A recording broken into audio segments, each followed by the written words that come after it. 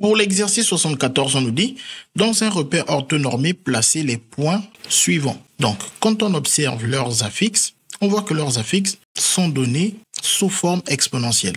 Donc, il est bien de se souvenir que la forme exponentielle, c'est z égale à module de z exponentielle de iθ, où θ est un argument de z. Et que graphiquement, le module de z n'est rien d'autre que la distance OM, où M est le point d'affixe z. Et que l'argument de z n'est rien d'autre que l'angle θ, qui est égal à l'angle orienté UOM. On commence alors par faire un repère avec l'axe des réels et l'axe des imaginaires purs. Pour l'affixe du point A, on a besoin de connaître le module qui vaut donc 1. S'il n'y a rien d'écrit, c'est parce que c'est un 1. Et l'argument qui vaut alors pi sur 4 à 2 pi près. Donc pour pouvoir placer le point A, on sait qu'il est à la distance 1 de l'origine du repère et que l'angle orienté UOA vaut pi sur 4. Donc pour un angle de pi sur 4, on sait que ça se trouve quelque part par ici. Parce que déjà c'est positif, mais encore plus précisément que ça se trouve même sur la première bisectrice. Parce que ici on sait que c'est un angle droit qui vaut pi sur 2.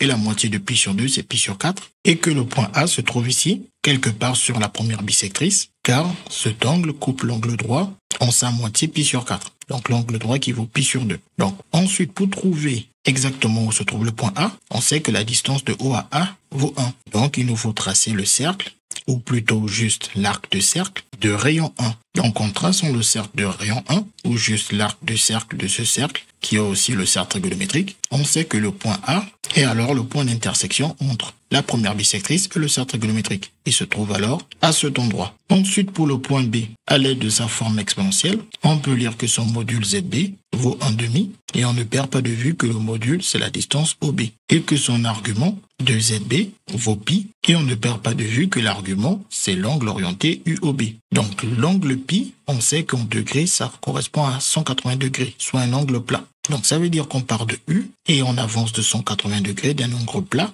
On se trouve donc sur cette demi-droite, cette partie de l'axe des abscisses. Et on nous dit que la distance du point que nous cherchons à l'origine est de 1/2. Donc on cherche un point qui se trouve ici et qui a une distance de 1/2 à l'origine. Ce point se trouve clairement ici, à mi-chemin entre 0 et -1.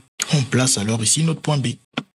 Puis on fait la même chose pour le point C. À l'aide de la forme exponentielle de son affixe, on trouve le module de son affixe, qui est juste à gauche du E, et qui n'est rien d'autre que la distance de ce point C à l'origine du repère. On trouve l'argument de son affixe ZC, qui est donc à côté du I ici, de 2 pi sur 3, et qui n'est rien d'autre que l'angle orienté UOC. Donc ensuite on vient ici, on cherche l'angle qui correspond à 2 pi sur 3. Par expérience, comme nous avons le cercle trigonométrique, on sait qu'en se plaçant en 1/2 ici, nous avons ici le pi sur 3. C'est-à-dire, de cette distance d'arc, on a de 0 à pi sur 3. Et en la doublant, grâce à une symétrie d'axe, l'axe des imaginaires purs, on obtient ici le 2 pi sur 3. Donc, de U à ce vecteur ici, on a formé l'angle 2 pi sur 3. Sauf que nous, on nous dit la distance de C à l'origine, c'est 2. Donc, il nous faut prendre cette longueur qui vaut 1, car c'est le rayon du cercle trigonométrique, et la doubler. Ou on peut tout simplement prolonger cette demi-droite, puis tracer le cercle de centre O et de rayon 2,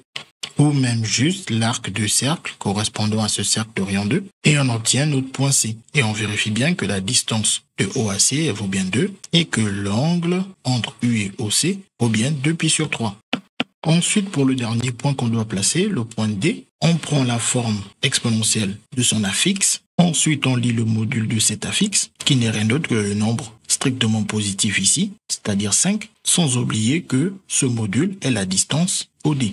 On lit ensuite la valeur de l'argument de son affixe, qui est à côté juste de I, c'est-à-dire le 2pi, sans oublier que cet argument n'est rien d'autre que l'angle UOD. Donc, comme on a le cercle trigonométrique, on sait qu'ici on part de 0, on fait un tour complet et on arrive à 2pi. Donc, pour obtenir l'angle 2pi, il faut tout simplement que le point que nous cherchons puisse se trouver de ce côté sur l'axe des réels. Et ensuite, on sait qu'on cherche un point qui se trouve à la distance 5 de l'origine. Donc, on cherche un point qui est de ce côté et qui se trouve à la distance 5 de l'origine. On voit clairement que ce point D se situe alors à cet endroit. CQFD.